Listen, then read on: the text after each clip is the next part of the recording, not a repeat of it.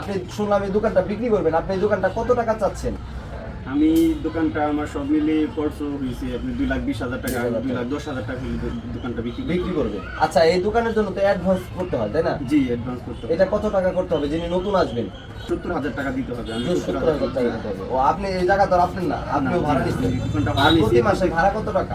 প্রত্যেক মাসে 3,000 টাকা ভাড়া দিই। 3,000 টাকা ভাড়া। এই মালপত্র যা আছে, এই র্যাক ট্যাক সবকিছু মিলিয়ে আপনি কত টাকা চাচ্ছেন?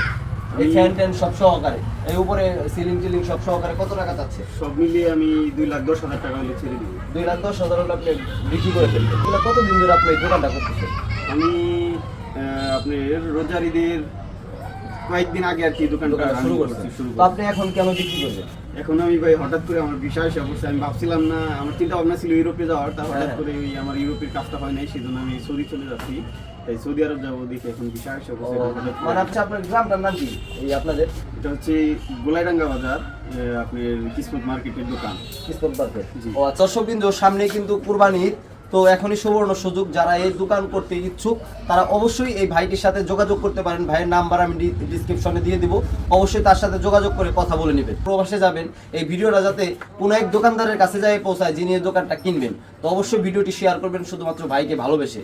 তো ভালো থাকবেন, এরকম ভিডিও পেতে অবশ্যই আমাদের পেজটি ফলো করবেন। ধন্যবাদ সকলকে।